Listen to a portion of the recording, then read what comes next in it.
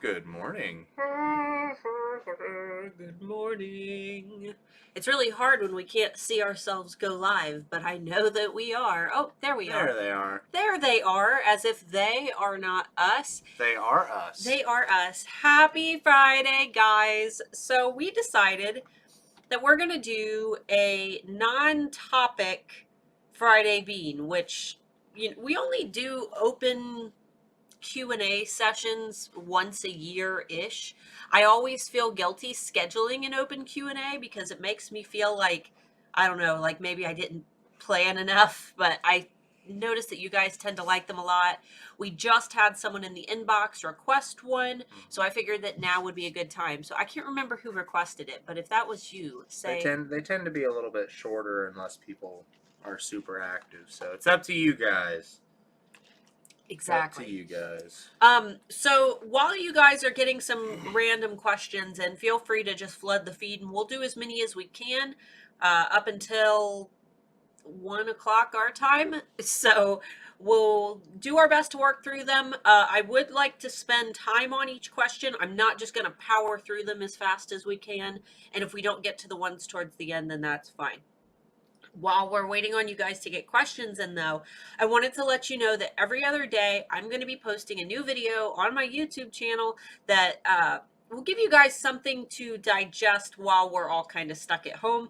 I'm noticing that a lot of you are really looking for just little tips and things that you can do quickly. That way you can actually feel like you're picking at, this huge task of improving your Etsy shop, or if you're new, building your Etsy shop. Sometimes we just need to have those little tasks that we can accomplish every day, or little bits of information that we can digest. That way we feel like we're getting things done rather than, feeling overloaded, because obviously we're all stressed out and everybody's got their kids at home and things are a little bit crazy. So I have 2 videos up right now and another video posting tomorrow. 2 videos that we have now are will going on vacation mode hurt your Etsy shop? And should you launch products right now during COVID-19? And how should you go with your product launches now during COVID-19? And then tomorrow's video is going to be all about why right now is the very best time to really buckle down on your Etsy shop and your marketing. So that's what you have to look forward to. I think tomorrow's video is like 10 minutes long, something like that. So they're all relatively short, and I'll probably record some more today.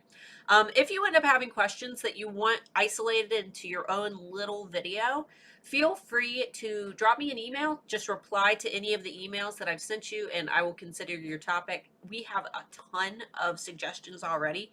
Please know that if I don't reply to you, it's not because I didn't read it. I'm actually replying to those who I cover a topic from.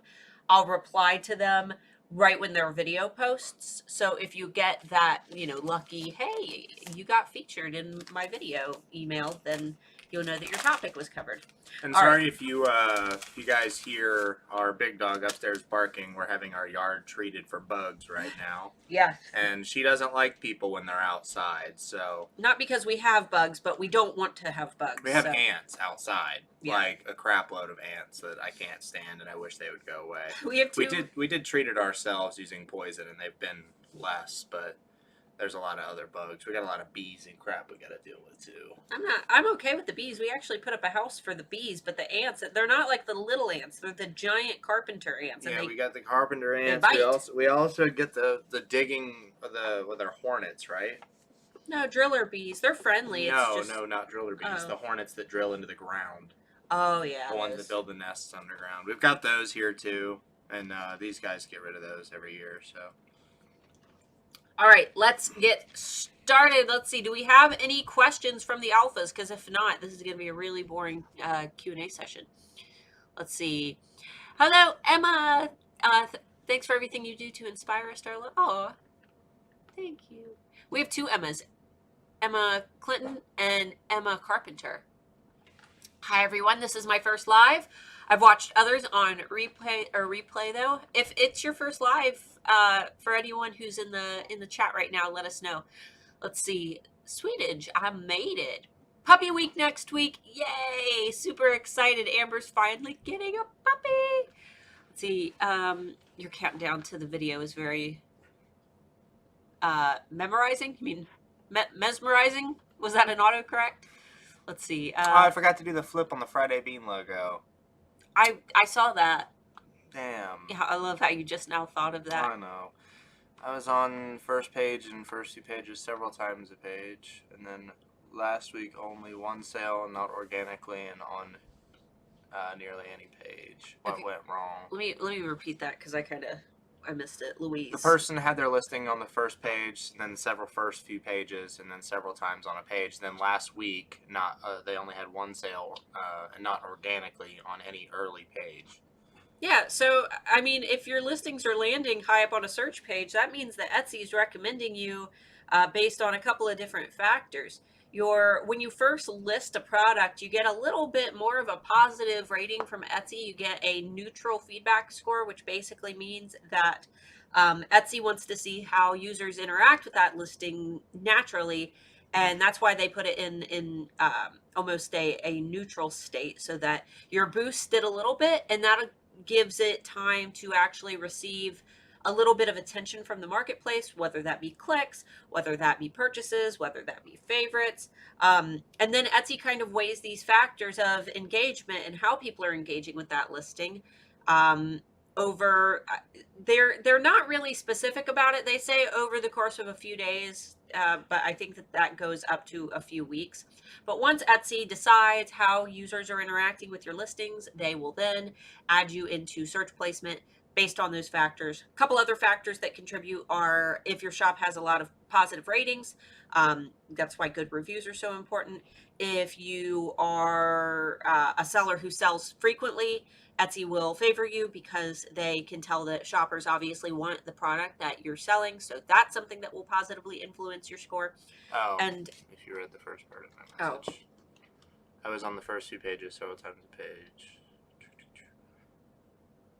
I've been following all your advice, and a couple weeks ago I had a sale a day, and for my main keyword pegged. Sorry we didn't see your first question. The thing was kind of flying all over the place. And for my main keyword peg dolls. Yeah, that's still. Yeah, Still, advice still stands. Even, I mean, a small stall in traffic ceases activity in your shop, which can negatively kind of impact your placement in search. We do not know how placement in search works. Nobody does. This is Etsy's algorithm. We have to go off of what we know. Do I think that you should go in there and change your SEO when you were having a fantastic streak and then suddenly sales drop? Probably not. What I would do is make sure that you're using a tool like eRank to check on the term peg doll and see if maybe those search volumes have changed at all. eRank is pretty good about updating their information so that you can always have, the most recent search data. That way you don't have to sit and um, you know guess your keywords, which is never a good idea. So my recommendation would just be try to hold out for a little while, and if sales stall for, like, I would dare say a month, that might be a time when you would go in and change those keywords. But if they were working just fine and then there's a stall in traffic, that could be any number of things. That might not just be search page related. There are a million things that could be factoring into that. I assume that you're using eRank to check your search placement and you're not just searching for your own keywords in your own Etsy search bar. And if you are doing that, those are not accurate ways to check where your search ranking are. That's because I'm all like tongue-tied this morning. Have you noticed? Mm-hmm. I don't know why. I think it's because we woke up not that long ago. Yeah, we slept in today. Yeah. So basically, individual users are all going to have different experiences on Etsy due to machine learning algorithms that Etsy uses that kind of take the products that you commonly search for, or they learn from your recent searches or your past searches, and then they apply some of that machine learning to searches that you do in the present. So for example, maybe I search for a lot of like dragon products on Etsy. We'll just use that. And I decide that I'm going to look for a vase for Mother's Day. and I might start seeing, vases, but some of them are like fantasy themed. That might be a way that Etsy is using machine learning to cater the vases to things that I'm interested in. So if that's how you're looking up your search placement, that's not what you want to do, because it's going to change on every device that you use. If you do it and you have your best friend do it, you guys are going to get different results. What you need to do is use eRank and use their actual rank checker tool, because then you can see where you would be placed organically if the user had no previous search history at all. That is our best indicator of where we would fall organically. And if organically with no search history we are to land on page 1 or even page 2, then it's probably a pretty good indicator that your SEO is okay. So I hope that helps. And there's no real way to circumvent that. A lot of people think, using something like a VPN. VPN is going to be your closest bet, but the thing is that Etsy's newest algorithm, the way that they've got it set up, it's going to be influenced by the IP as well. So it's going to give you, say it's a brand new computer, never been on anything else, you're on a VPN, you're going to get search results for things that are popular in the area for which IP address you're using. So there really is no way to circumvent that. Using a tool is one of the only ways. We're not just saying that because we like eRank. It's a good tool. Let's see there. Siri. Is there any way of knowing which listings in our shops are promoting in offsite ads? I'm still kind of shaky on offsite ads. I haven't delved into it enough, and I do plan to. Let's put a pin in that one, because, and unless someone has the answer to it, feel free to put your answer in the comments if you do know. I just haven't personally delved enough into offsite ads yet, because they're still very much in experimental phases, and I like to kind of wait until things are solidified before I give out any information. Not that your question would, but Kim said I have a section for offsite ads now. Okay. See, I heard you say on another video you started selling art on your Etsy. Do you have a video where you shared your old art? I do not. I don't think so. So here's a little, for those who are new here, here's a little bit about my selling journey. Mark joined the military when you were 19, right? Yeah, we were 19. Yeah. Yeah. He joined the military when we were 19, and we started out stationed in Texas. We decided to have a baby, so Taylor was planned, for those who don't know that. And we lived in a house that had nothing in it. It was completely empty. There was just an air mattress. And we lived like that for probably about 3 months. And then my mom drove to Texas from Ohio with some of our things, everything that she could fit in her Chevy Cavalier, which wasn't much. It was a lot of decorations and things. And she helped us to get a few pieces of crappy furniture too. And we also, at that point, we had bought like a futon. So we didn't have a whole lot, but we had, a futon, a TV stand, a TV, and I think that's it. I think we had those 2 crappy bookshelves and an air mattress. And I'll elaborate too. We didn't have anything because she rode a Greyhound on the way here, and they lost our stuff. So we had no clothes and nothing else, no video games or anything. Everything that she brought in her luggage, they said that they were going to transfer from one bus to another, and they stole it. Yeah. So, including our wedding video and a bunch of other stuff. Yeah, we lost our wedding video. That was sad. But anyway, back to the point. I started. I knew how to create hemp jewelry at that time, and it's something that I did in high school. And I actually made a lot of money selling hemp jewelry in high school. So I decided to start selling it on Etsy, and that's when I started my Etsy shop. And let me tell you, it was awful. It was the worst photos you've ever seen. I actually have some photos of those old hemp necklaces. I can post them in the alpha group later if you're not a member. Links down below. But yeah, I tried to sell hemp jewelry, and that didn't take off at all. Nothing was selling. I think I had one friend back in Ohio buy a bracelet, and then I just ended up with all these hemp necklaces and things. So after Texas, we were there from April to November, and then we popped into Ohio for a month to hang out with family, and then we were stationed in California for it was 5.5 years, because you were enlisted for 6, so 5.5 years. About 5.5 years. Yeah. So we were stationed in California, and around that time I had my daughter, and I was stuck at home. We had one car. He took it to work. And our military base was massive. It was this humongous base, and the housing area was all kind of isolated on one side of the base. So I wasn't able to like walk to the grocery or anything. It would have taken all day just to get there. So basically, my choices were to hang out inside with my daughter, or hang out in this very small little area where all the houses are. And obviously, with the newborn, I wasn't going to leave a whole lot. So what I ended up doing was I ended up finding this website called createmytattoo.com, where I sold my tattoo designs in this kind of auction process. The website still exists. If you're an artist, you can make money over there. But basically, people who want a tattoo design will put what they want for their design and the max that they're willing to pay for it. And then artists will compete with each other for their designs. They'll submit a bunch of designs, and the person who put in the request has to choose one. So someone gets paid no matter what. But I ended up making a couple $1,000 in a few months.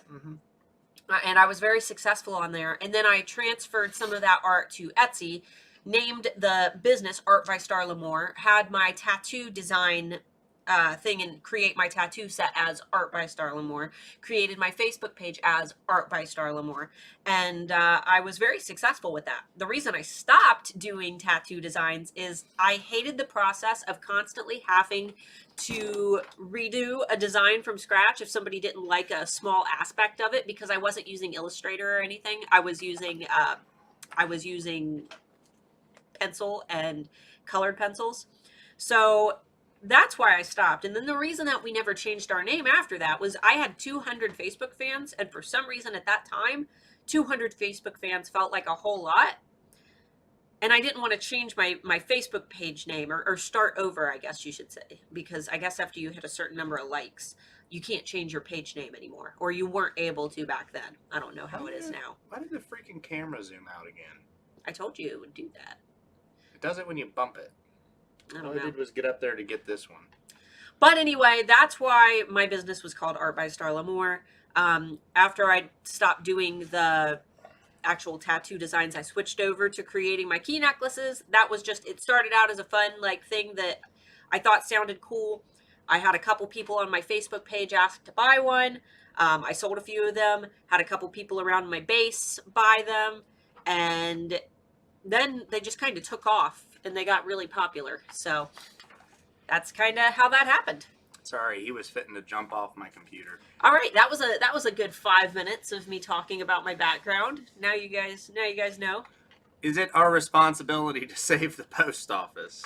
No, the post office ain't going nowhere. No. However, I don't think ours, it's going anywhere. I'm not going to say that. Ours are probably going to continue to dwindle as this thing goes along, as some idiot states decide to reincorporate people back into society like normal before they should. So when inevitably the virus starts to surge back up, the post office will probably decrease. And it is your responsibility to ship your packages. Yes. So if the post office has reduced hours, it's up to you to either get your packages up there or take it to another business that can ship your products. FedEx, UPS, DHS. Department of Homeland Security will ship your packages. No, DHL.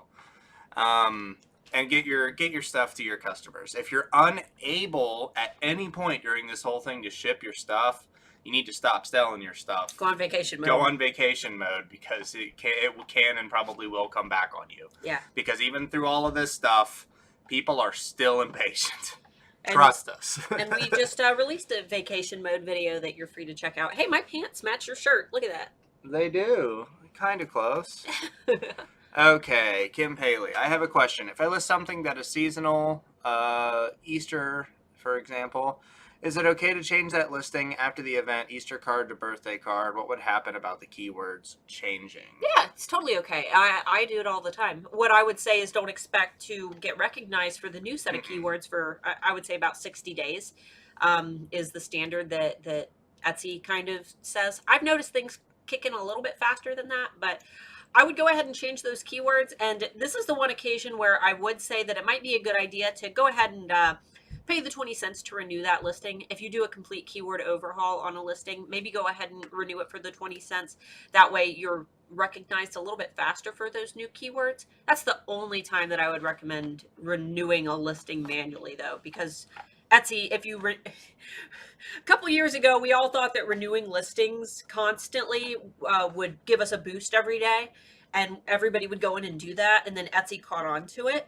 And now you kind of get penalized for it a little bit, because if you're in there renewing every day and nobody's buying, Etsy recognizes that this listing is renewing and nobody wants it. And then, it's like, oh, if it's being renewed and it's getting boosted and still nobody wants it, then this must be a piece of crap product. And then, that listing just falls off the face of any search pages. But in this occasion, yeah, I would say go ahead, put the new keywords in, give yourself a little renewal on that listing, and give it a couple days. If you have eRank Pro, use their change tracker tool, and then you can kind of see how views and favorites and sales increase or decrease after you make an SEO change. That would be my recommendation. And make sure you're waiting at least like 3 to 4 weeks before you compare the results. Yeah. Before and after, because a couple of days to a week is just not enough time for any normal amount of data to come in. Yeah, absolutely. Does Etsy SEO pick up different spellings, like mum or mom from UK or USA? Do you know if it's better for us to have our tags in American? So, yeah, Etsy... American, yes. Yeah, so they're going to pick up different spellings when it comes to things like that. One thing that they don't pick up on are apostrophes and, and like little small grammatical things. They don't really pick up on that. But when it comes to completely different spellings based on regional, differences, they will pick up on those things. So make sure that if you're trying to cater to multiple markets, you're looking at how those things vary. Another thing to keep in mind is that Etsy will translate listings for you. However, their translations aren't very good. So for your SEO, if you're trying to sell to multiple locations, it's best that you do your own translations rather than relying on Etsy's translations, because your translations are going to be a million times better than Etsy's machine translations. And in general, if you're a seller in the USA, you should be doing your tags in American dialect regardless. I mean, I would imagine that Etsy's algorithm system is smart enough to be able to do something like the difference between mom and mum. I mean, if you search on Google for something like that, it'll give you recommended search results. The thesaurus is not something that's hard to program into a system.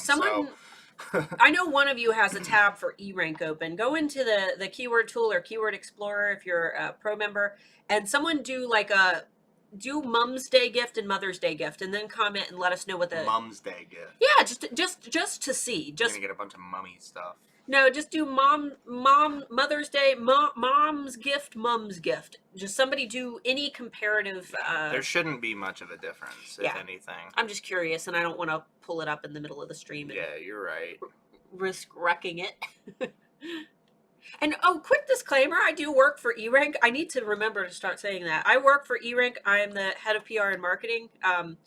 Feel free to go like some eRank posts on Facebook and Instagram. But I've been using eRank significantly longer than I've worked for eRank. I started working for eRank February 1st of this year. And I've been using eRank for about 3 years now. So it's weird having to say that disclaimer, because our disclaimer used to be that I'm not affiliated with eRank, and now I am. Kim Paley, I did mom and mum for a card, and there was a big difference. See, that kind of surprises me. Anyway.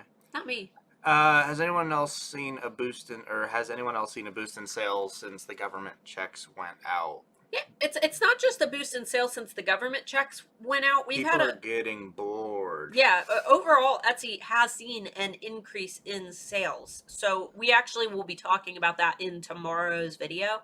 That'll be publishing noon Eastern, same time as the Friday Bean starts. But yeah, Etsy as a whole is starting to see more traffic because more people are finally, getting on the marketplace. I spent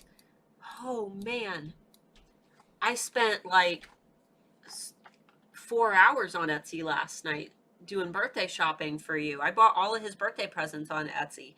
His birthday is I've been ordering a lot of stuff on Etsy lately. Yeah. I got some stuff for my VR headset. What else did I get? He There was bought something else that I just bought recently on Etsy. I can't remember. we watched all the Lord of the Rings movies, and he bought this like one of the old like wizard pipes. It's up on our shelf over there. Yeah, it's beautiful. It's made out of it came from Ukraine. I think Ukraine. One of those surrounding countries over there. And it's made out of pear wood and has, do you remember what the stone is called? No, It's got a, like a turquoise color. yeah, it's got a stone kind of Inlay. inlaid all throughout it, kind of like how guitar necks will have crazy, but it's glow in the dark. So it's pretty cool, but it's all natural. We have a bunch of little like fantasy trinkets on a shelf over there. So Oh, yeah. I was doing great, but shipping been delayed the last couple weeks, so no feedback. Now I'm seeming to drop down in searches. Yeah, that's gonna happen. Shipping is being delayed for just about everything. yeah, and make sure that you communicate with your buyers ahead of time. This is something that I haven't said yet, but I think that it's important. In fact, I placed an order on Ulta, which is where I buy my makeup.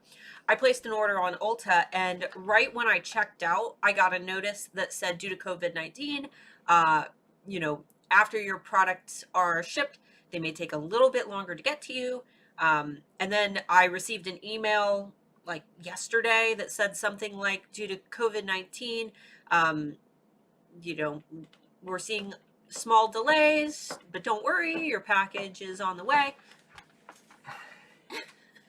So I would say that making sure that you communicate with your buyers after they make a purchase is a great idea. Let them know, like, hey, if you see delays in your shipping, don't be surprised. During our current crisis, things are slowing down a little bit, but we have not experienced any packages disappearing. So just be patient. Thank you for your patience, yada yada. That's what I would do, is just communicate ahead of time. That way they don't leave a negative review. Because I've also seen alphas in the Facebook community post about getting negative reviews because packages haven't arrived when they said that they were going to arrive, and it's at no fault to the alpha who posted the product, obviously, because they can't control how fast things ship. But it's better to it's better to just communicate ahead of time. Sorry, I'm so scatterbrained today. I'm glad we did an open Q&A. I don't think I could have done a psychology. Sorry, I topic. keep having to walk off screen. If any of you have cats, sometimes they can be assholes, and mine is doing that at the moment. E-rank, is that what you said? Yes, and we don't have accents. You do. E-rank, like letter E rank. erank.com. You can sign up for free as well and use they have so many free tools. My recommendation is, if you're kind of new to Etsy SEO, sign up for the free account. There's also a low price plan coming. I don't know if Anthony, no, we've talked about it live before. In just a few, it's going to be like maybe days, maybe weeks. Developers are still working on it. We just talked about that in our Monday meeting. There's going to be a low cost plan coming out as well. So currently, if you want, you can either do free or you can get more tools with a pro account, which is $9.99. But they're about to release a plan that is $5.99, $5.99, and that is going to have not as many tools as the pro version, but more tools than the free version, obviously. So if you guys have been wanting to try it out, but $10 a month is too much of a stretch, then you'll have another option as well. So I think he's mad because he didn't get his morning cuddles today. All right, what do we have? A lot. Oh, that's fine. Do you know if returns or refunds affect your Etsy rank? I get a few now and then because they have one of my lights and they just don't go with the room the customer thought. No, I don't think so. I would say that I know that refunds absolutely don't, because refunds, I mean, that wouldn't be fair. Yeah, refunds definitely don't, and returns, I mean, that's good customer service. I would say that if anything, if Etsy were to factor those in, it should be a positive thing, but they don't. So no, those things do not negatively affect you. That's just great customer service. Most of my keywords are low search, quite niche, and frustrating, competing against people creating Disney copyright peg dolls. I mean, it sucks. This is one of those moments when you need to read Who Moved My Cheese. don't focus on the people who are making more money than you selling things that they shouldn't be selling. Okay. It's one of those things where you can fixate on the people who are doing the wrong things, and you can pay them so much attention and give so much of your emotional state to them that you waste time that you could be working on yourself. I cannot tell you how many people have directly copied some of my keys. It still happens all the time. Happens all the time. You have to tell Whatever. yourself, your focus is you. You can control your traffic. You can build your own audience. You can take your own phenomenal photos. You can build a following on Instagram. You can create videos. You can get some content out there. That's what you guys should be doing right now during COVID-19 is everyone's home. What are they doing? They're on their phones. They're scrolling through Facebook. They're scrolling through Instagram. They're watching YouTube videos. You guys need to be creating content, whether that be photos, videos, TikToks, whatever it is. Start creating things that they are going to begin digesting, because once you start showing up, repeatedly in their news feeds, in videos that they are seeing, you're going to start building an impression in their minds. For example, there's an Etsy seller that I've been following for almost 3 years now, and I favorited a lot of their items. I follow them on social media. I've had them on my radar. And then last night, I finally made a purchase for him for his birthday. Just because, last night I was sitting around and I was bored, and then I remembered this brand that I follow. So those are all ways that you can kind of solidify your standing in the minds of those consumers. Just don't focus too much on the competition. I know that it can be addictive to really see how well someone else is doing. But that's just showing you how high you could potentially climb. Mm-hmm. If they are the bar, that's how much room you have to grow. Rather than where I'm at, like with my key business, I am the top of the industry. I am number one. I have nobody who is even comparable to me.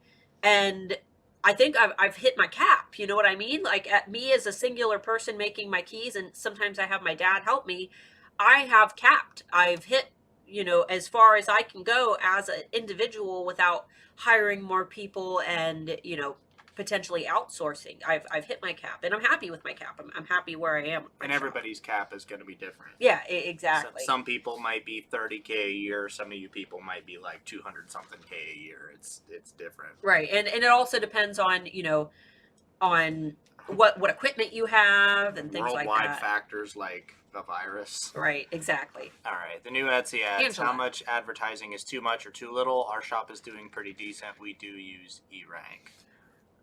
It's so based on your needs. There is no too much and no too little. That's like saying what you can afford. Yeah, it's what you can afford. And Etsy's covering ads for us right now. For those who didn't know, Etsy's supposed to be covering our ads to help us out during the coronavirus. You should, when it comes to this kind of stuff, you should have a budget kind of set out. So like, say we have this much money coming in. If your shop's doing relatively well, we have this much money coming in. We need this much for supplies. We want this much for fund money, because that's why you're running a business, right? And then we want this much for advertising. Now, if you can bump up that advertising a little bit, totally fine. If you can't afford it as much, bring it back down just a little bit. Just put as much into it as you think you're willing to put into it before you start cutting in to other money. And it doesn't need to be very much. Like when we were paying for ads, it was like $10 a month was like the most, or $10 a week. Take paying for ads like going to the casino. They may or may not pay off. There's a lot of things that contribute. It could be your products. It could be the timing. It could be the market. Right now, I would say is a great time to advertise. You need all the help you can get right now. Make sure when you're advertising the products that are already selling. Don't try to pay for advertising on products that aren't selling, because if nobody is buying them naturally, then that's a pretty good indicator that ad spend might be a bit of a waste. Focus on the products that are selling well already. So, okay. Well, let's see. We're on the brink of 1,000 sales. Woohoo! Awesome. I struggle with product photos. Is a white background best, or having the product with other items in a pretty way? Sorry if it's unclear. It depends on what your product is. It's And not your photography it's not skills. yeah, and your photography skills. It's not necessarily a white background that you need, but a light background that you need. Something that's going to easily showcase your product. And if having something else in the photo, as long as your product is like the forefront, it's not one of those things where you're looking at a picture and you're like, what the hell am I buying in this picture? As long as that's not happening when you look at the picture, you're probably okay. Don't overcrowd it. Don't use a bunch of bright contrasting colors. Just make it look coherent and make sure that the customer knows what they're buying. Yeah, I was looking last night when I did a general search of like gifts for men, and then I narrowed my search. We talk about, search refining. If you need to know more about that, find my SEO for beginners video that I posted a couple months ago. Should be like right at the top of my, my feed of videos if you go back. But anyway, I was looking at just random items on Etsy, and there was this like resin, like pyramid filled with like flowers and things, and I thought that that's what the seller was selling, and I was really like transfixed on this pretty resin like pyramid. But then when I really looked at the listing, I realized that it wasn't the resin pyramid that was even for sale. It was a couple bracelets that were kind of stacked on top of it. But the resin pyramid was so much more eye-catching than the products, that the products seemed like poop in comparison. And I didn't even really pay attention to the products. So That's like a guaranteed way to get a bad review if that happens. Like, if people are expecting to or you just receive one thing with the product, like it seems, because you can take an image in such a way that it looks like they're going to be receiving that as part of yeah. the product. And even if you list that it's not, it doesn't it doesn't matter. People are people, and they're going to be people. Well, not only that, even if they first thought that it was included with the product, and they click on it and they realize it's not, and they quickly click off of it, that's a bounce rate. You don't want to have a high bounce rate. That's when someone clicks on your item and then quickly clicks off of it. High bounce rates are bad. That's why all of these like games that people play, where they're, oh, you go and like 10 of my listings and I'll go like 10 of your it's not listings. good. That's bad. It's bounce rate. It's people clicking on things just to click and then clicking off. It's telling Etsy that someone went to that listing, looked at it, and realized they didn't want to buy it and clicked off of it. Janelle. I've been doing the Etsy paid ads this month, and I've gotten 0 sales from it. The few sales I got from my own effort barely covered the cost of the advertising. That is discouraging. Turn them off. Turn them off. Turn them off. Yeah, that's one of those things where if you're not seeing results from paid advertising, right now might not be a good time to advertise. Maybe try again, I would say September, October, and November especially. Maybe try to up your advertising then. But if you're not seeing results right now, then turn them off. Keep in mind that the majority of your sales, and I can't say for everybody, but the majority of sellers' sales don't come from their advertising. Yeah. The majority of people's sales come from their personal advertising, and then return customers and email list follower, just all of those kinds of things. Good SEO. If Etsy ads are always, I'm going to say, probably going to make up less than 50% of your sales, if not less than 20 or even 10%, depending on your market.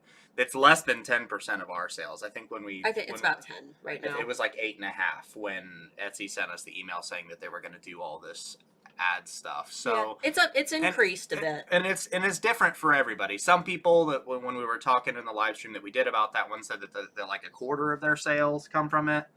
So I'd say maybe give it more time than a month. Right now is a bad time. Your product might not be something that a lot of people are searching for organically. Again, I don't know what you sell.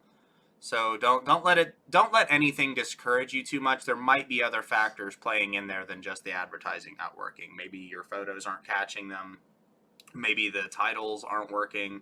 There's a lot of different things. Again, head on over to eRank. We've got plenty of content here on YouTube on how to use all the different tools and stuff. So and more coming. Coming. So Shalom, anyway. Kiwi. Would you recommend offering multiple different types of items or narrowing it down to a smaller niche? Small niche. You need to. So I have a video that I created way back when called the The one mistake Etsy sellers make, I think. My hair was blue back then, if that, indicates how old the video was. Here's the thing. Etsy shoppers want to find a seller who is an expert at what they do. Commodity shops are shops that consist of a lot of different products that do not tie back to a theme or an area of expertise. So, for example, if you are going to buy a wooden phone stand and you are looking through all of these listings of wooden phone stands and you find one that you think you're going to buy, and then you go to an Etsy shop and they've got a wooden phone stand, but then they also have, like, I don't know, glass jars and vases and lamps and shoes and jewelry and pillows, and you're looking at that phone stand and you're realizing, oh, this woodworking is not all that they do. They've got a lot of different things. But then you go to a seller who specializes in wooden phone stands, and all of their pictures are, this guy like standing in his woodworking office covered in sawdust, and every single thing that he makes is wooden. You get a better impression from that shop that caters specifically to wooden products. Yeah, the quality of this product is going to be better. Exactly. And it might be priced a little bit higher as well, because that person is an expert at what they do. They're pricing a little bit higher, and that gives you the ability, when you specialize, to price higher because you are an expert at what you do. I sell skeleton key necklaces. I tried to sell metal bookmarks. I tried to sell earrings. I tried to sell bracelets. I tried to sell chokers. I tried to sell handbags. None of those things stuck. What stuck were the key necklaces. And every once in a while, I still have someone message me and say, hey, can you make me a lock? Can you do a lock necklaces? Locks and keys? No, I have done it in the past, but what I make are key necklaces, and that is what I am popular for. I have 25,000 people who follow me because I am the key lady. So I'm not going to jeopardize that by switching to anything else. Now, that's not to say that you can't have an underlying theme that ties your products together. For example, you might have a bunch of all different products, but the thing that ties them together is they all glow in the dark. You might make all different products, but the thing that ties them together is all of the pieces have a picture of a cat on them. And the cat is the thing that ties it together. There is always an underlying theme. And if you're one of those people who's like, oh, I make skincare products, and I make bath and body, and I make soaps, and I make lip gloss, and I make, room sprays, and I make, they're all different products. Should I open different shops? No, there's a theme there. They're all healthcare. Right. They're all products for, bath and body, spa, relaxation. That's the theme. So don't think too hard into it. If there is a theme that ties it together and the products look like they work together, that's fine. But if you're selling, shoes and notebooks and stickers and cups and phone cases and lighting and pillows, those are all just different things. And that's not you specializing. That's you trying to offer everything to everyone. Be for one specific type of person. Well, I actually was thinking about this when I was vacuuming a few days ago, when you were listening to metal and doing the dishes, and I was thinking about how catered metal is. We both are metalheads, and metal does not try to appeal to anyone but the people who are already interested in it. And for everybody who doesn't listen to it, they say, oh, how can you listen to that? I can't understand any of the words. Yeah, a lot of the times we can't either, but what we do is we'll look up the lyrics, and then we memorize the lyrics to the gurgly sounds that we hear.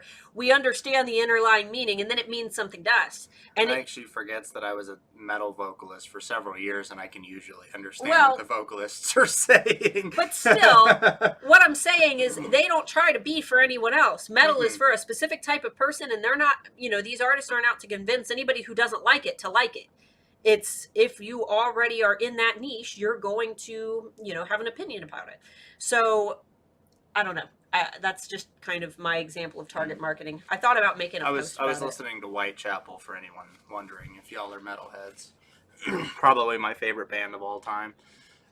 Is there any way to get more people to sign up for VIP email list, I offer 15% off anytime, but no signups unless I have it as a bonus giveaway entry method. I mean, it's all the same things that I always recommend. Push it on social media, have contests, um, tease sneak peeks, put it in your shop announcement. Message when you send your thank you message to customers, say things like, hey, I noticed you didn't take advantage of our 15% off coupon. I can add you to my email list and send you a refund on your purchase for 15% off if you're interested. And those are all things that you can do to kind of, encourage people to join. If you're noticing that they're still not joining, then you either need to sweeten the deal or sweeten the advertising connected to the deal. Do you think it's a good idea to use the majority of this time to build inventory and focus on honing in on getting a handle of SEO and the psychology of selling? All of it. It's always a good time for that. Anytime there's a lull, you should be doing everything that you can to see what you can do to move your shop up. If you sell Christmas themed stuff, like primarily, and you have the majority of the year that you're not selling anything, you should spend that entire year trying to develop your business up to a point where you can increase your sales. Yeah, it's like how companies like Spirit Halloween, we see those stores pop up in like September and then they last through October.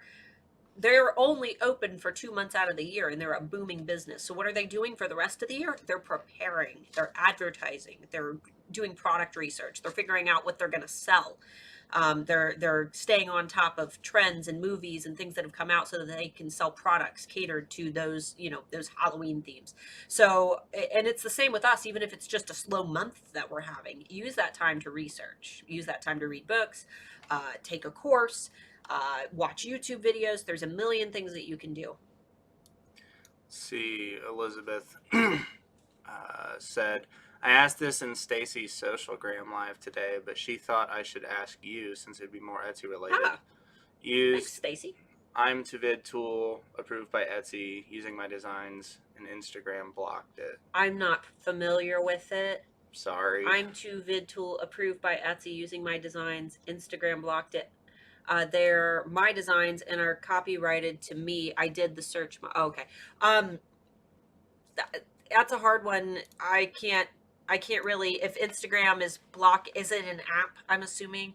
I mean, if Instagram blocked it, then you're probably stuck. There's probably nothing that you can do, unfortunately. You can, if there's a way to contact them with issues, maybe go that route, but just remember that it's their platform, and just like with Facebook blocking stuff, we're not going to get into that discussion, but just like Facebook blocking stuff, it's their platform and they have the right to do whatever they want with their platform, so there might not be anything you can do about it. But if there's a contact support or a way that you can like fight them taking it down, I would go that route. Just be as nice and professional as possible and say exactly what you said there. They're your designs and they're copyrighted to you. Be sure to give me names. Yeah, and if the tool is approved, definitely get with them. Along the lines of what you said. I just said give me names and you said okay. What? Give me their names. Oh, I'm out of it today. Plus, we only have 10 minutes and we have all this to get That's through. all right. So. No, I told you we weren't going to do that. We're not going to rush through just to make sure that we get through. Along the lines of what you said about renewed listings. No, you missed Emma. No, I didn't. No, Emma. Right here.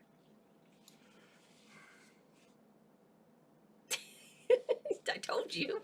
Just to clarify, is renew the same as changing the photos or description? No. No. Renew is when you push the little button in the corner that charges you 20 cents to renew the listing.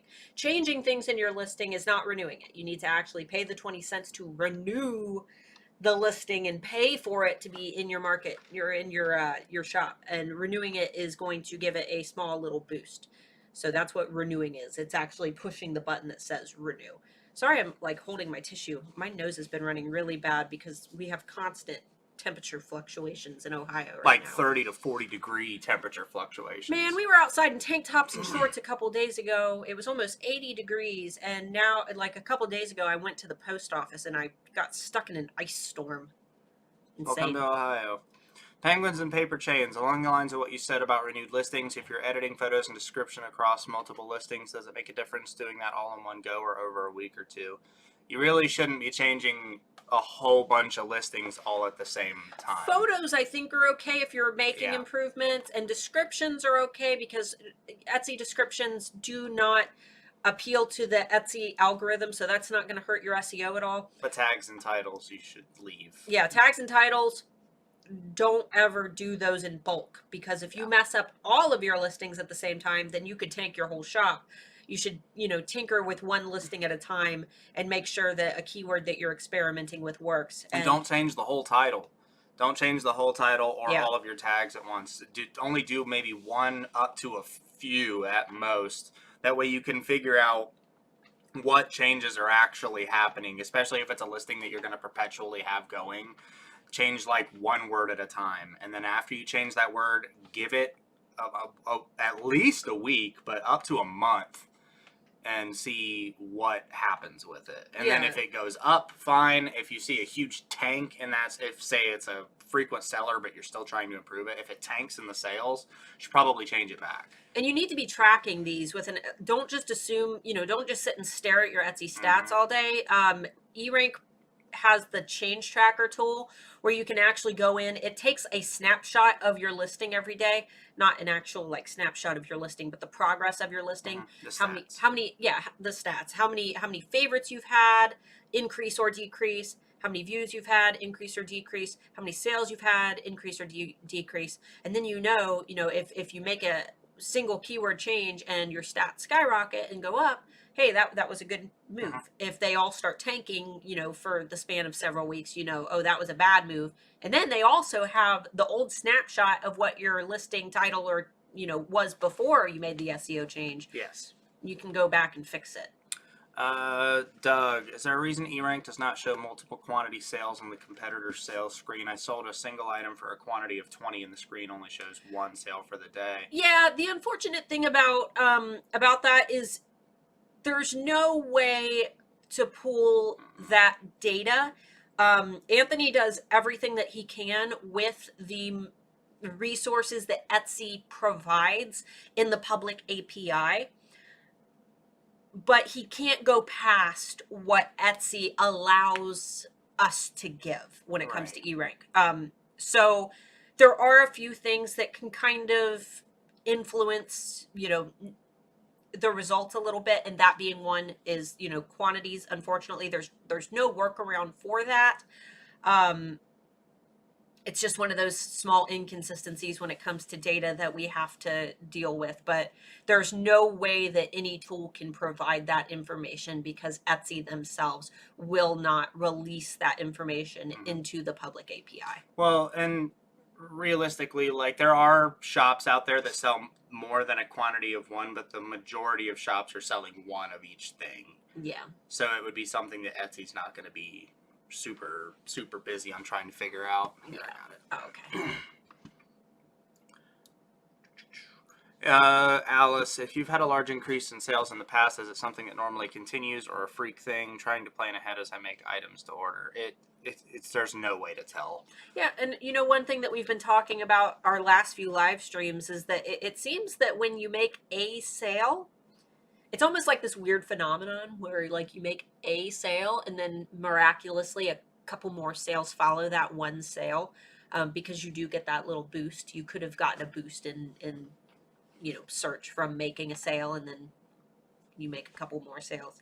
That's something that a lot of sellers experience, but there's no way to predict when your shop is going to blow up and get more sales, unfortunately.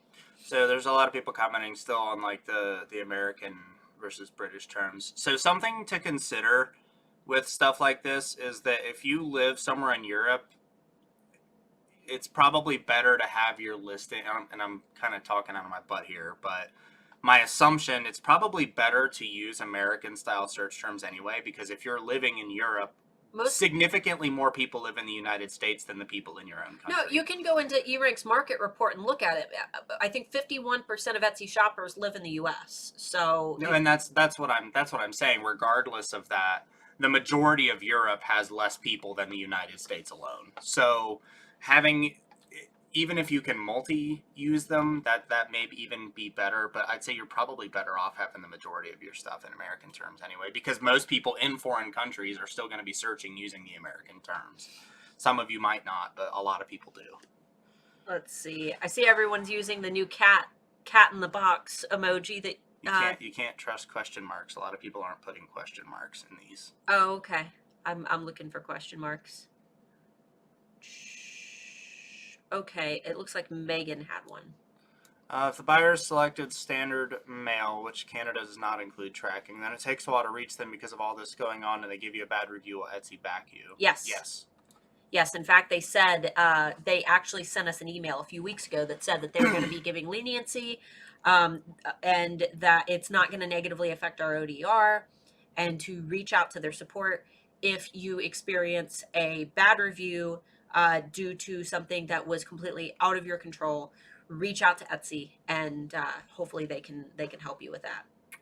Or if the buyer opens a case over shipping taking longer and they didn't pick track shipping, how will Etsy handle that? Again, just get with Etsy Etsy support. They'll fix you up. Elvira? Elvira? Sorry if I just screwed your name up there. How to encourage customers to leave feedback after receiving the product. My feedback rate is currently about 35% from orders. That's great. That's pretty good. That's high. That is very high. Yeah. Put there. I mean, I have a couple suggestions. When you notice that the product has arrived to them, in my swipe files, I always recommend sending them a message that says, "Hey, I noticed that your product arrived. I just wanted to make sure that it arrived safely. If you enjoyed it, and only if you have time, you can leave a review by doing this," and then send them the instructions on how to leave a review. Do not ask for a good review. Just let them know how they can leave a review if they choose to, and put no stress on it. And yes, you can send a message like this because it is transactional. You may send a transactional message to your customers confirming that their package arrived safely. The recommendation on leaving a review and how to leave a review is just a added PS. A lot of sellers try to kind of argue this with me and say that it goes against Etsy's terms of service. We have confirmed with Etsy that it is okay to do this. So you can do that. You just have to be intelligent when you're writing it out, and don't be pushy, because that can tick off your customer and make them leave a bad review. Other things that you can do are put a little card in your orders that give instructions on how to leave a review, or ask them to leave a review. It never hurts to throw in some type of little insert that talks about how good reviews help your shop. So that's what I would do. But 35% is great. That's a really great, percentage. Okay. Gary, if you don't use Etsy ads, what should you use for your advertising? Social media. Yeah, there's a lot of it. Yeah, social media, and don't think that you have to pay for it. No, you don't. It's good to kind of, if you're having trouble in the market, there's really two ways to do it. You can either pay for ads, or you can spend the time doing everything yourself, joining Facebook groups related to your products, reaching out to influencers. That's one of those things where I feel like it's going to take more time, but it's almost better to start off doing everything yourself and not relying on ads, because ads might not work and you might not know why. But when you're directly working with people like influencers, I think that rather than sitting and wondering why things aren't working, you have a better chance of being received well when you're working with real people. I mean, regardless of how much money you put into Etsy ads, social media is going to bring you more people than their ads ever will. Like I said, the majority of people's sales come from customers that they've attracted through social media, through email lists, through any other type of thing. Etsy ads are never going to, for the majority of people, are never going to outweigh what you're going to get from your own work on social media platforms. There's so many that you have to choose from. You have Facebook, you have Instagram, you have Pinterest, you have Tumblr, you've got Reddit, you've got, there's so many different places that you can post your stuff. you can't shortcut making a connection with human beings. That's one thing that I will say, is that when it comes to getting your hands dirty and actually, building a social media following, there is no shortcut for that. Yeah, that's the big thing, is getting your hands dirty. Ads are one of those things where it seems like it's going to be like the miracle cure for your shop, when in reality ads are just kind of like the cherry on top that are going to bring you those last few customers randomly. Yeah. That's that order at like 3:00 in the morning when you get that little ding, tells you that you made some money. That's all you're going to get from those ads. The majority of your sales are never going to come from ads. There's no substitution to building a genuine human connection with your buyers, even if that means you have to, toss your teenager a few dollars a month to run your social media and comment positively when people comment on things, commenting back. Those are the things that are going to make a difference, because people are going to get a better brand impression from you when you are actually communicating with them and building those positive engagements manually. I think that those are way more effective strategies, and they really kind of show your personality as a brand. So. And if you are one of those rare, lucky little birdies sitting there saying to yourself, I get more sales from ads than from anything else, then people probably like your products a lot more than you think, and you should probably work on social media more, because a lot of people are going to swarm to your products. Let's hang out for just a little bit longer. We've got a bunch. I know. We'll try to get through a few more. Yeah, we're going to lightning round these. Sarah's Kingdoms. How do you get favorites from likes into sales? Or how do you get favorites and likes into sales? If they favorite the listing but do not buy, does that affect the bounce rate? If you have a high bounce rate, does that affect anything? Yes, bounce rate is bad. 3 questions. Okay, so first question, how do you turn likes into sales? We have a video called How to Turn Likes into Sales. So go back and watch that video. It's like a quick tip to turn likes into sales, or views into sales. I'm sorry, not likes, views. Views into sales, that makes more sense to me, because views into sales, that's getting someone who's already on your listing in there, actually deciding to make the purchase in that moment. Views into sales, my big suggestion is, there is a photo that I put into the listing, I think is what the premise of that video is. The very last photo slot, I have a thing that kind of outlines all of the great things that you do for your buyers when they make that purchase. So go watch that video. Quick tip on how to turn views into sales. If somebody wants to grab the link, just search views into sales on our Facebook, or on our YouTube channel. On our YouTube channel. Likes into sales, or favorites into sales. I mean, favorites are a way for someone to stow away something that they may or may not buy later, but they do like that product. There's no way to reach out to the people who have favorited your product in a way that, doesn't violate Etsy's terms of service. So feel good about favorites, but don't stress too much about favorites. They may buy, they may not. I favorite things just to stow them away. I have thousands of favorites. I just bought something that I had favorited like 3 years ago on Etsy, and it took me 3 years to actually make a purchase. There's nothing really that you can do to force someone to buy, but you can kind of encourage them to make that purchase in the moment when they are actually looking at your listing for the first time. Once they favorited it, they'll buy it or they won't. They're either saving it for later, or they're just favoriting it because they like the item. If they favorite the listing but don't buy it, does that affect the bounce rate? Bounce rate is when someone quickly clicks on a listing and then quickly clicks off of it. Assuming that they favorited it, they probably took a little bit of time to look at that listing. We don't know how Etsy's algorithm works, but we do know how other search algorithms do work. And assuming that Etsy works in a similar way, a bounce rate is based on how long someone spends on a search page and how quickly they click off of it. So if they favorited your item, there's a good chance that they spent a little bit of time on that page. And hopefully the favorite kind of would outweigh. If you have a high bounce rate, does that affect anything? Most search algorithms do have bounce rate play in. So assuming that Etsy works the same way, then I would say yes. But bounce rate isn't just because they clicked on your listing and didn't buy it. Bounce rate is how quickly they clicked off of that listing. They looked at it, they clicked on it, they said, wow, this is crap, and they clicked off of it. That would be contributing to bounce rate. I hope that makes sense. Off topic, have you watched Lock and Key? No, Nope. we have not. No. We have a lot of people say that they want us to watch it, though. We might consider. Angela, Starla, at what point did you realize you needed your own website, and did the website drive traffic to your Etsy shop? We've been contemplating this for some times and are on the fence about it. I don't have a website. We don't sell our products off Etsy. I only have an Etsy shop. I do have, man, I don't even know if it's still there. I did have like a quick little website that I threw together that redirected to my Etsy shop, but I've never had a website where I've sold my products. I have only ever sold on Etsy, through Facebook, through eBay. I do auctions for one-of-a-kind products on eBay every once in a while, and I do like a huge event out of it. And I have done like direct PayPal sales, but I've never had a website. Websites can help drive traffic to your Etsy shop, though. They are a great funnel source, or Etsy makes a great funnel source for a website, but you don't need one.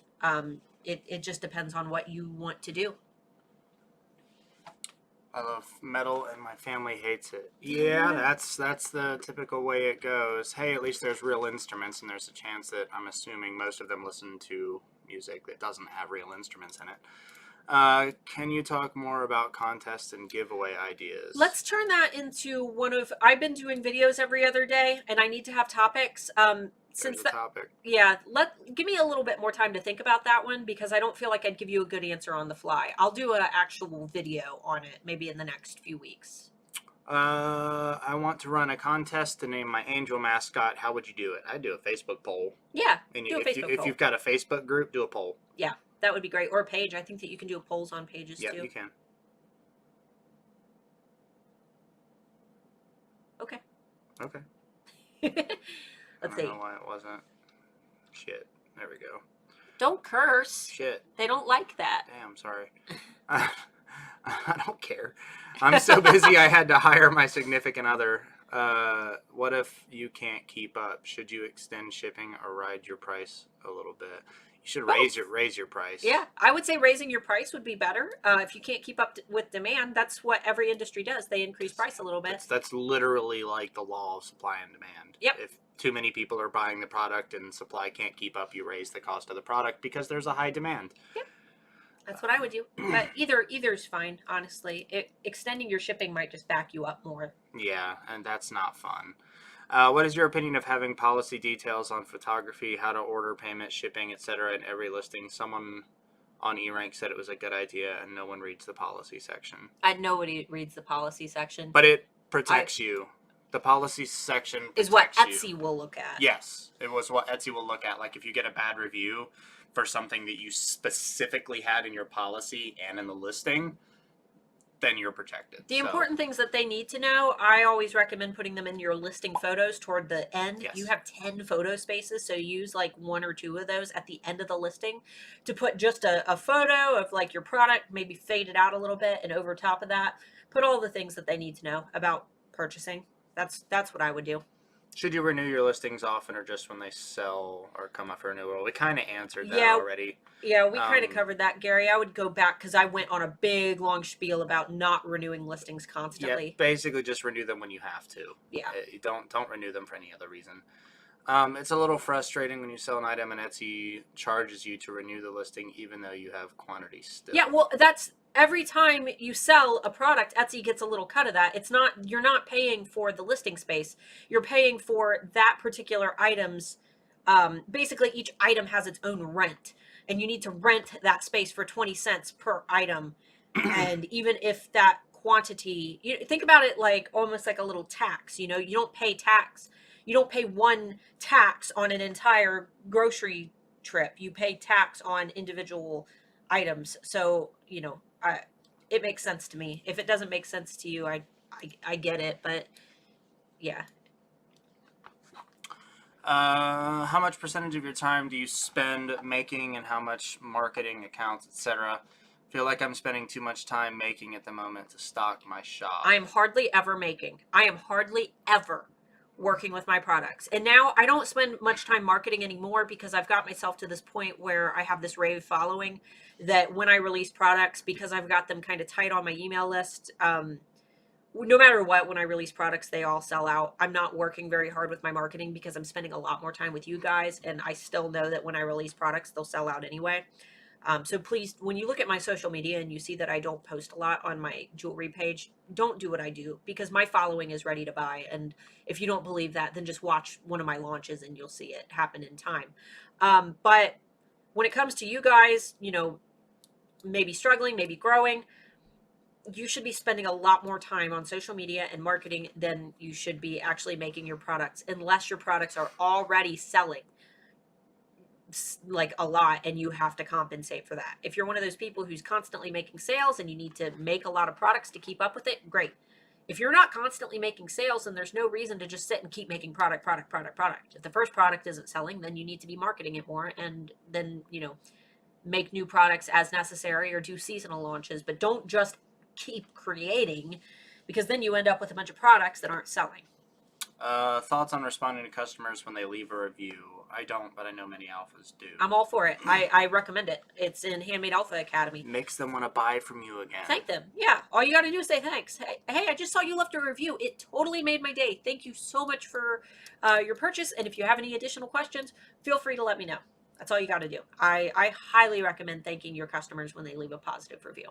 Charlie, for novices like me, could you explain a bit more about how to go about finding and contacting influencers? Like, do you send them free stuff? Thanks in advance. We have a whole video on this with, oh man, hold on. Quit scrolling for a minute. I need to find the title of this one because I'm not going to be able to tell you offhand. Starla Moore is live now. We go into our videos. We have a really great video on influencers with, who did we do it? Leslie. I'm just going to grab the link. Here is a great video for you, pasting it down in the comments on finding influencers. So this is everything that you need to know. Hopefully that helps. Okay. Be sure, if you guys are new here or if you haven't watched all of our videos, because I notice a lot of the questions that we're getting, we have like full 2-hour Q&As just on these questions. Spend some of this quarantine time when you're like cleaning the house, making products, working in your Etsy shop, turn on our videos in the back end and listen to them because there is so much content here that you guys, a lot of videos that don't have a lot of views are some of our best content that we've created. So make sure that you go back and listen to some of those. Should I open up my shop now? I had initially planned on opening it on March 21st, but because of the pandemic, I had to postpone. But now I don't know when is a good time. Unless you're selling holiday-themed stuff, there is no good time.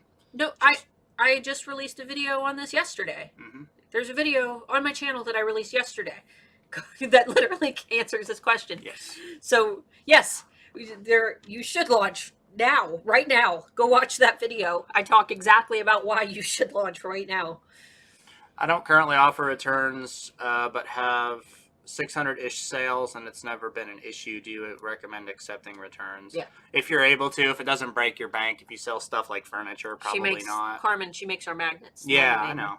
Yeah, absolutely. I have to refer to the whole of the community when I answer questions. Here's the thing. When I make a purchase and somebody doesn't accept returns, and I think about the worst case scenario. I'm like, wow, what if this arrives broken? There's nothing I can do about it. The seller isn't going to help me. Accept returns, even if the products arrive just fine. There's no reason not to. And it makes people trust you more. How do you share an Etsy post on Instagram? I don't think you can. You don't really sell an Etsy post on Instagram. On Instagram, what you do is you share product photos. And I also recommend making sure that you're doing lifestyle photos. Let me pull up if you guys want to follow my actual key Instagram for my Etsy shop, it's just Art by Starla Moore, no spaces. I don't post on there very frequently, but it is one of my biggest traffic sources. And you'll see that, let me let it focus.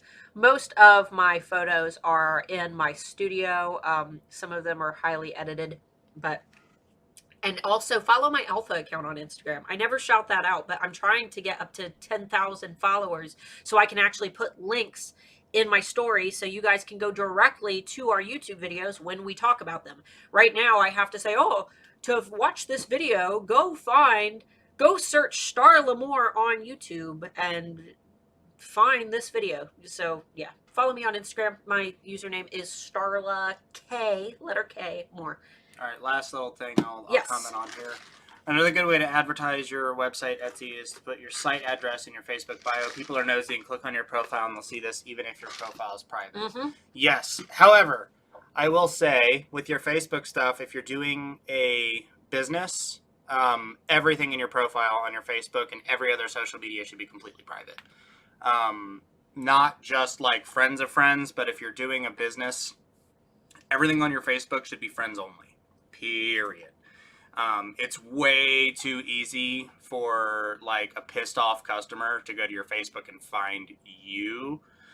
I'm an ex-military intelligence analyst, so I have a little bit of a heads up, but if I can look at somebody's profile, there's a pretty good chance that I can figure out where you live based on what you've posted, who you're friends and family with, and just referencing a telephone book.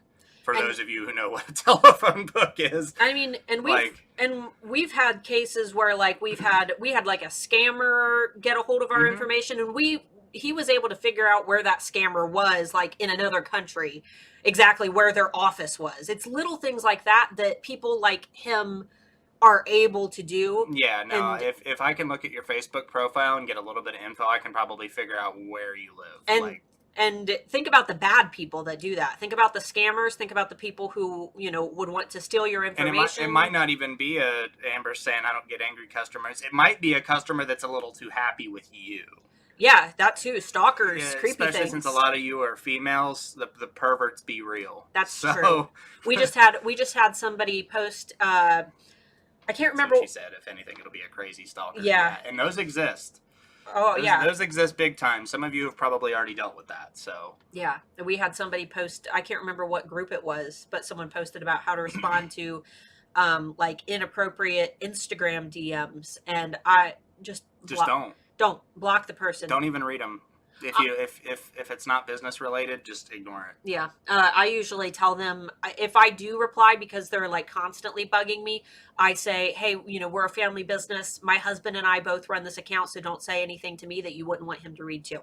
So that kind of helps a little bit, but most of the time just block them. If they're sending you inappropriate photos and things, you can report their profile too. I've had to do that a few times, but yeah, there's nasty nasties out there. I had a creepy stalker call a neighbor to find out exactly where I live. See? It's that easy. All I did with our scammer was I pulled up his name and his area, and I searched a phone number that I found referenced to him, and I got his address from White Pages. Cool. That easy. That's terrifying. Let's see here. I think that's it. This sounds like a fun challenge to set you. No, please, God, don't. Like, I can do it, but I hate it. Sometimes it's hours worth of work. U.S. British ladies of certain age get lots of divorced and widows American men who want to be friends. I think it's the same for us. We get a lot of older guys who are wealthy from other countries who pop into the DMs and try wealthy. They have a photo of themselves in front of a car that may or may not be theirs.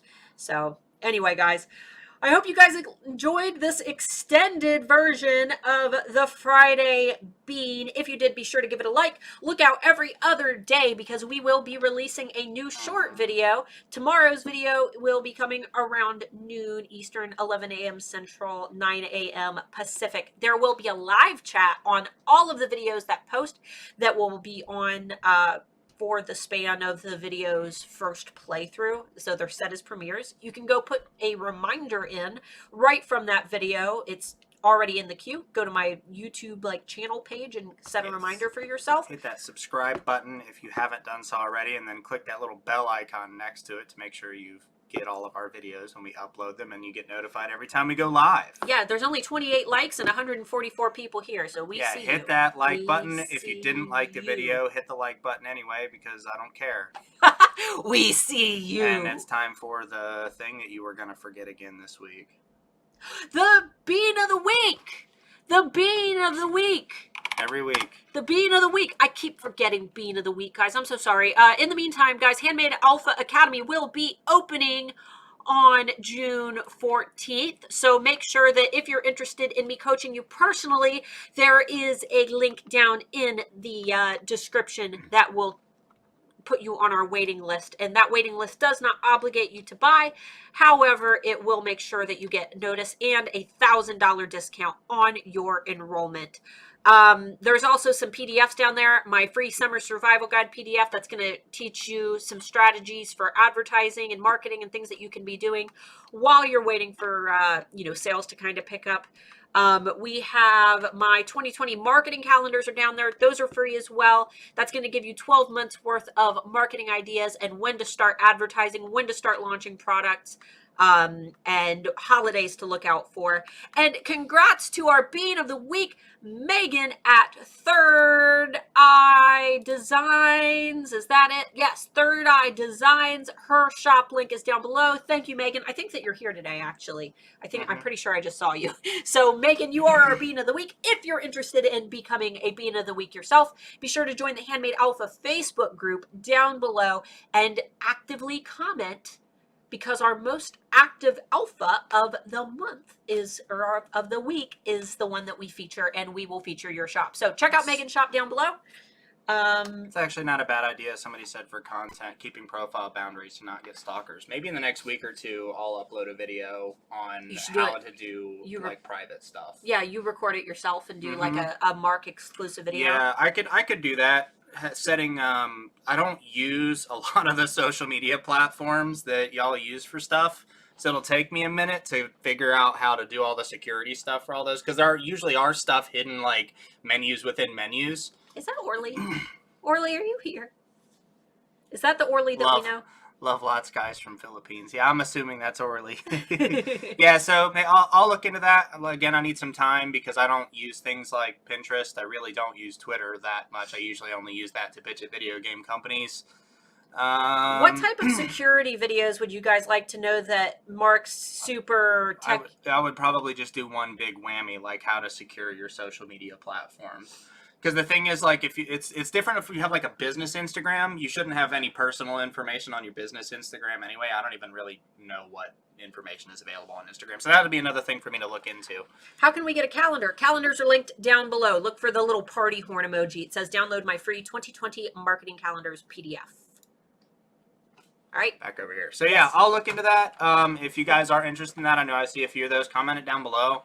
If you have any other ideas on anything that maybe I'm more suited for. Email us, actually. No, screw that. Comment down below, because that's engagement, and that gets us seen by more people. So yeah, if they comment in this, though, it's not going to count. I said comment down below. Oh. Comment down below after the video. Orly, yes. Subscribe, liked, and everything. Hello. It's your birthday, isn't it? Isn't it your birthday? You're not supposed to be on YouTube. You're supposed to be enjoying yourself and hanging out, hopefully enjoying better weather than we are. I think it's storming outside. All right, guys, thank you so much for hanging out with us. Thanks for hanging out for almost an hour and a half. We haven't done one of these in forever, so we were really excited to just kind of go crazy with your questions. Next week, we will probably have a topic, but in the meantime, every other day, look out for a new video. We will have another one tomorrow. We will I guess we'll see you next Friday. All right. And I took your comment there, Amber. Appreciate it. All right. All right, guys. See you next week. Bye. Bye-bye.